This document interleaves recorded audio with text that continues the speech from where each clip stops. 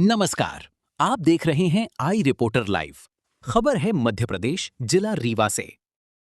सामुदायिक स्वास्थ्य केंद्रों को निजीकरण हाथों में दिया जा रहा है। मैं एक सवाल पूछना चाहता हूं माननीय राजेंद्र शुक्ला साहब से कि देश की आज़ादी के वक्त भी देश के हालात अच्छे नहीं थे, इसके बाद भी शासकीय अस्पताल बनाए गए ताकि गरीब मजदूर किसान जो गरीब आदमी है उसको प्राथमिक स्वास्थ्य की सुविधाएं उपलब्ध हों, उसको स्वास्थ्य की सुविधाओं के लिए दूर न जाना पड़े। ऐसी क्या बात हो गई? मैं तो पूछना चाहता हूं कि आज़ादी के से भी बुरे हालात आपने पैदा कर दिया। आप 25 वर्षों से प्रदेश में शासन में हैं और आपने आज प्रदेश का ये हाल कर दिया कि सारे अस्पतालों को बेचना पड़ रहा है। ये जो 8 अस्पताल हैं, ये रीवा ज़िले में त्योंथर का, चाक घाट का है, गंगेय का है, रायपुर करचुलियान का है, रीठी का है, गोविंदगढ़ का है और एक गंगेय का है। और 2 स्वास्थ्य केंद्र मऊगंज में हनुमाना और नई गढ़ी का है। तो मैं भारतीय जनता पार्टी के उन नेताओं से पूछना चाहता हूं, राजेंद्र शुक्ला साहब, आप स्वास्थ्य मंत्री हैं और स्वास्थ्य मंत्री होते हुए सबसे पहले रीवा जिले में ही अस्पतालों को बेचना शुरू करेंगे? क्या भारतीय जनता पार्टी ने घोषणा पत्र में कहा था, क्या राजेंद्र शुक्ला साहब ने जनता से कहा था कि मुझे जिताइए मैं अस्पताल बेच दूंगा?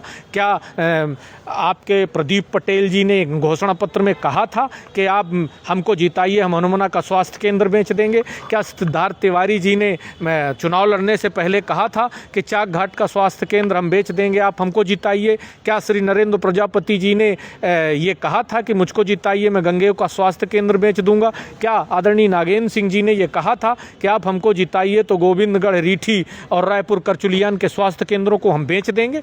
आज मैं आम जनता से, रीवा मऊगंज की जनता से निवेदन करना चाहता हूँ कि यदि आज स्वास्थ्य केंद्र बिक गए और आप नहीं खड़े हुए तो जब आपकी पुश्तें आपसे पूछेंगी कि स्वास्थ्य केंद्र बिक रहा था तब आप कहाँ थे, तब आप क्या जवाब दोगे? इसलिए मैं मऊगंज और रीवा ज़िले की आम जनता से कहना चाहता हूँ कि इन जो विधायक हैं जहाँ के, इनसे पूछिए कि क्या आपने घोषणा की थी, क्या आपको जिताया हमने तो आप हमारी स्वास्थ्य व्यवस्थाएं ख़त्म कर देंगे, हमारी शिक्षा व्यवस्था ख़त्म कर देंगे?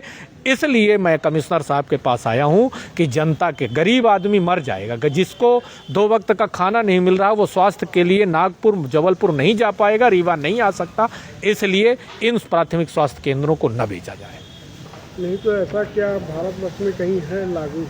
ये हमारे मध्य प्रदेश में माननीय राजेंद्र शुक्ला साहब जो उप मुख्यमंत्री हैं, वो स्वास्थ्य मंत्री हैं, उन्होंने ये योजना अपने घर से शुरू की है। पहले तो देखिए रीवा की जनता बिके, इसके बाद रीवा की जनता की सारी सुविधाएं बिके और जनता, मैं उन लोगों से कहना चाहता हूं कि जो भारतीय जनता पार्टी के लोग हैं, क्या आप गरीब नहीं हैं? क्या आपके लोगों की दवाई इन अस्पतालों में नहीं होती? और क्या आप कब तक हाथ में हाथ धरे बैठे रहोगे? हालांकि भारत के जैन जी और युवाओं ने कमान संभाली है। मैं तमाम युवाओं से आह्वान करना चाहता हूं कि जो ये प्राथमिक स्वास्थ्य केंद्र CSC सेंटरों को बेचने की प्रक्रिया सरकार ने शुरू की है, इसका विरोध करिए, अन्यथा हमारी स्वास्थ्य व्यवस्था और शिक्षा व्यवस्था बदहाल हो जाए।